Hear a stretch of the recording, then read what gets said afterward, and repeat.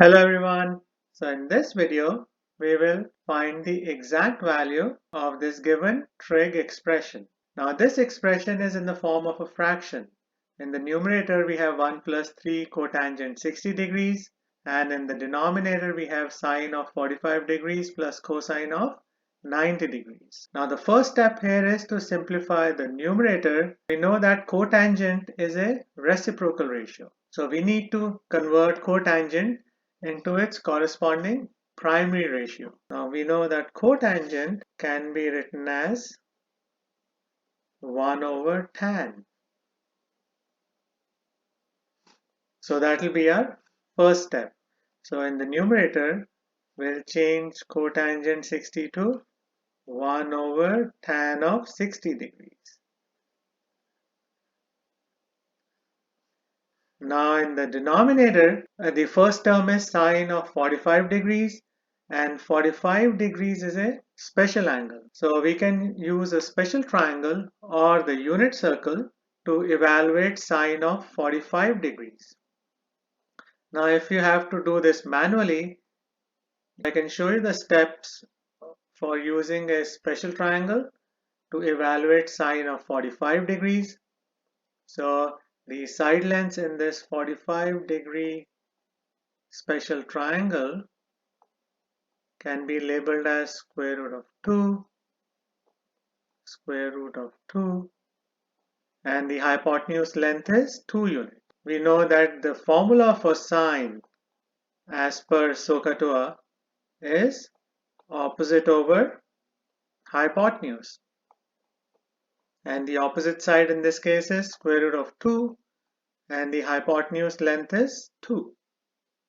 So that's the value of sine of 45 degrees.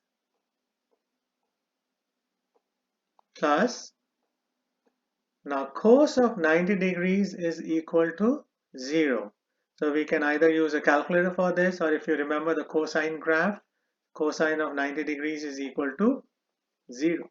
Now in the next step, we can again start with the numerator. We have to evaluate tan of 60 degrees. So we can use the special triangle for 60 degrees.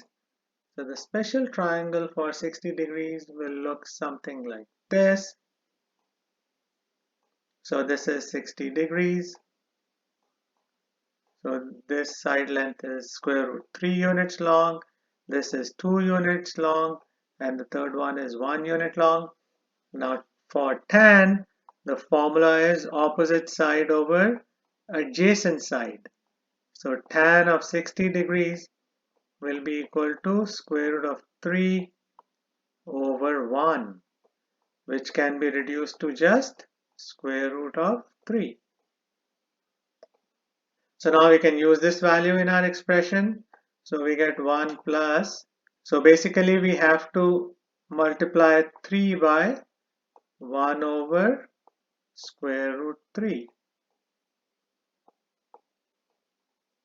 Now in the denominator, we are left with just square root of 2 over 2. Now we can multiply the terms in the numerator. So 3 times 1 over square root of 3. Now the denominator of 3 is 1. And when we multiply fractions, we multiply the numerator terms and we multiply the denominator terms. So we get, so I can show you the steps here. So we get 1 plus 3 times 1, which is 3, over 1 times square root 3, which is square root of 3, over square root of 2 over 2. Now we can simplify the numerator. Now 3 over square root of 3 can be reduced to just square root of 3. I can show you the steps here.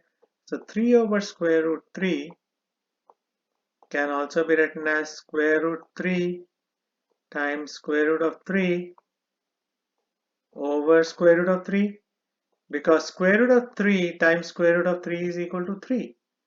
So we can cancel out one of them, and which is just square root of 3.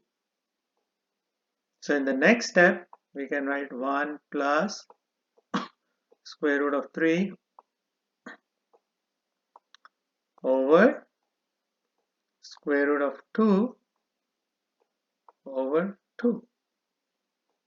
Now we have to divide this expression in the numerator by this fraction. So first we can write it as a division statement. So 1 plus square root of 3 divided by square root of 2 over 2. And now we can change this division statement into a multiplication statement. And for that, we'll have to flip the fraction written after the division sign. So it becomes times 2 over square root of 2. Now we can reduce 2 over square root of 2 the same way that we reduce 3 over square root 3. So 2 over square root 2 can be written as square root of 2 times square root of 2 over square root of 2, because square root of 2 times square root of 2 is 2. And now we can cancel out one of them. So we are left with just square root of 2. So in the next step, we can just 1 plus square root of 3 times square root of 2.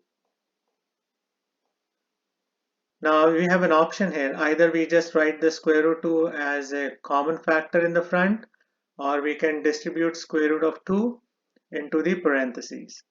So either way, it will be considered the correct answer, but I think the better option is to keep the answer in factored form.